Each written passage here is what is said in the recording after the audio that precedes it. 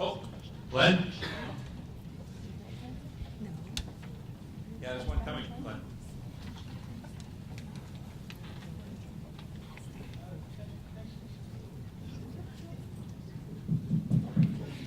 Knocking. My name is Glenn Nolan. I'm the member of the Mississauga Cree, and Clarence, we've met. Thank you for your presentation. My community is going through a decision-making process. We've received land from the province for the first time since the treaty was signed in 1905, and I've been opposing it turned into reserve lands. So we're having that discussion right now with our community. What is your opinion on reserve land versus fee simple lands? Just before I get to that, I forgot to mention one thing. Trudy, thank you for the respect buttons.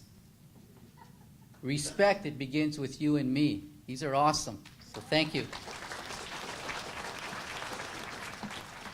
We went through, when we settled that land claim, I told government, we'll only settle this if, I don't want the mayor and councils to have a veto power over additions to reserve. Because I know, I still firmly believe most non-native people don't like the fact there's still reserves in today. Most governments don't like the fact that there's reserves weren't supposed to be around in this day and age. They were supposed to be to assimilate native people, get them into the mainstream, then we give up our identity and we join this melting pot myth. That's how John A. Macdonald and George Washington, that was their idea of reservations and reserves.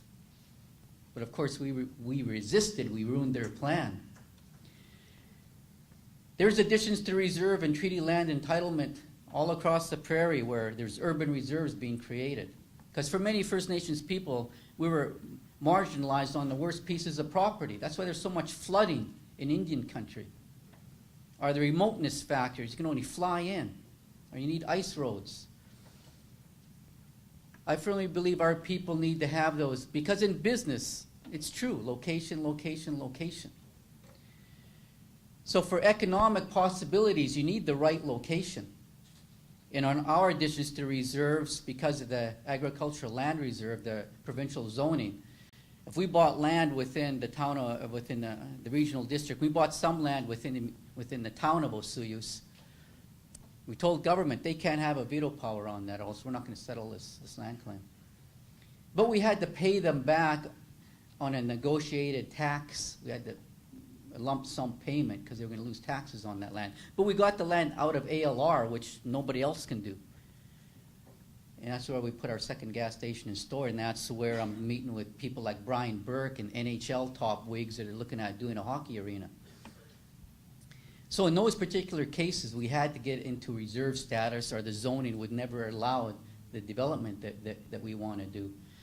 But on some of our properties that we bought, we're not going to transfer them into reserve status so that we can use them as collateral for loans to get into other business ventures.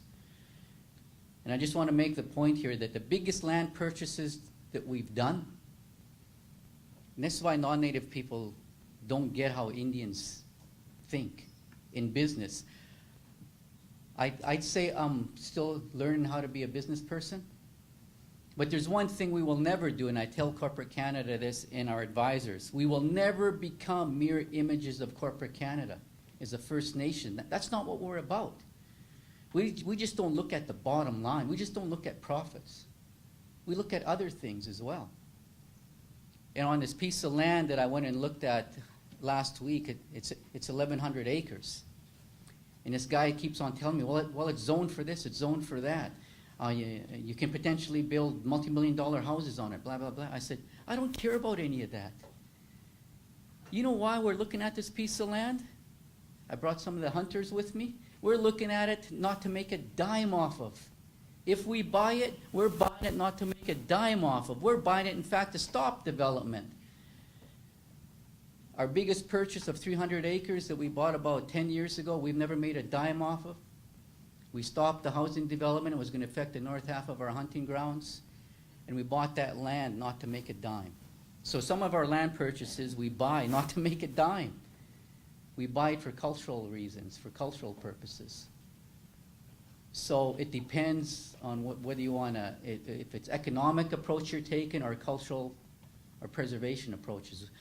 We buy a mix of land, and some land we do for economic purposes. We need that in reserve status to get our taxation benefits and to pass on some of those taxation benefits to the non-native person that's involved with us on developing that property.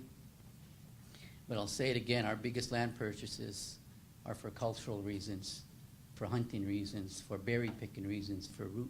It's for our people have the space just to go out on the land where they don't have to climb over somebody's fence or they don't have to come up to a sign that says no trespassing. I hate it when I see those no trespassing signs in our hunting lands. We climb over the fences anyways. But if we buy this land, this 1,100 acres, we don't have to climb over those fences. Time for one more question.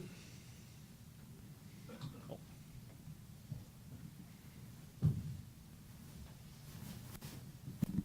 Louie, I'm wondering, the Aboriginal communities work on a 2,000-year window, and you're dealing with politicians who work on a 3 or 4 year window.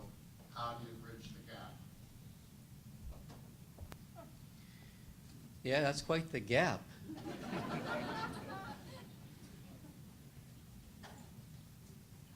I think a lot of these Supreme Court Canada court decisions, like the one that came out in BC, which affects the entire country, in the fact that it wasn't that long ago, every province, almost every province now has an Aboriginal ministry. They never had that before. Every province now has an Aboriginal Minister of Affairs. All the major corporations have an Aboriginal engagement strategy. Aboriginal people either working or liaison officers or whatever it may be. To me, I think it's the business gap that's going to close it, not the political. That's why I love hanging around business people. Politicians, whether they're native or non-native, politicians don't think like business people, are real leaders. I read this I love reading business books and autobiographies of successful people. One of the books I read said there's a big difference between a leader and a politician. Some of the differences are a politician will make promises to you and say, this is what I'll do for you. Elect me, this is what I'll do for you. But a leader will stand up there and tell you what you must do for yourself. That's a big difference between a leader and a politician. I don't consider myself a politician. I actually don't like that word. I consider myself a worker. One of the best compliments I can give anyone is to say, you're a damn good worker. You're earning your paycheck. So leaders and politicians are different. That's why I love hanging around business people.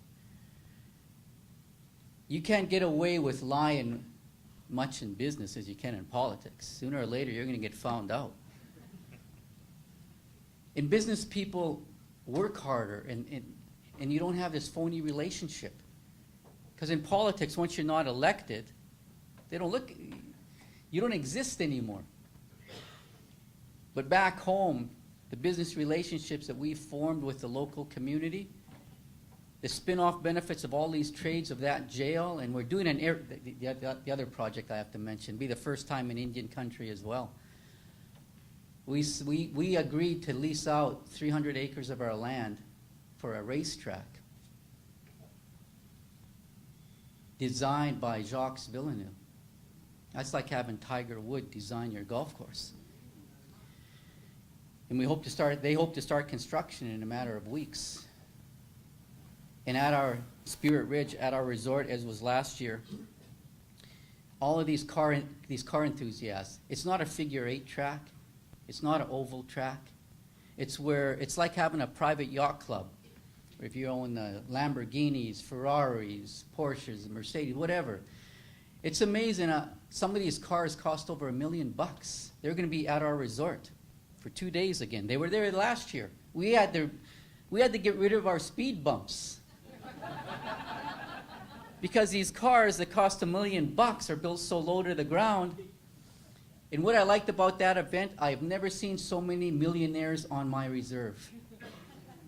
Because to own cars like that, unless you're a drug dealer, you got your money in business. I love hanging around business people. I love hanging around millionaires. That's what I tell the chief. Start hanging around millionaires. Those politicians will always be there. Start hanging around millionaires. And the best relationships I've ever had outside of sports is business.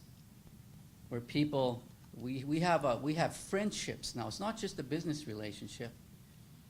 And I can't wait for this Area 27 track to open. Bring your Lamborghini, bring your $1 million car. We're going to have this event, many events on our res where millionaires in the Harley dealership signed up too, so that's the part I really like. But it's those type of things, whether it's golf or whether it's hockey. When we played in the hockey, we had our Indian team in hockey in the hockey league. That's how non-native people got to really respect members of the Sioux Indian band, was because of business and sports. When we played against them on the ice, there'd be some pushing and some harsh words exchanged. But after the game, we shake hands, have a few pops, and we get along. Even the cops. Sometimes my people have what we call res licenses. They don't have a driver's license. They don't have insurance. They drive their car into town.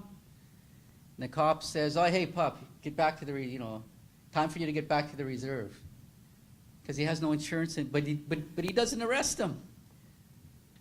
We have this business relationship with all the agencies in our area. That's why I keep on saying the original treaty relationship was a business relationship.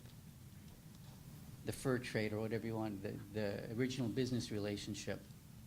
It wasn't somebody being dependent on the other. So I think it's going to be business. It's going to speed up the political process. What's the old saying? If you want political power, first get economic power.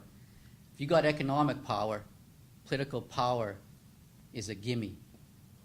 Politicians always follow the money. Guaranteed. Thank you.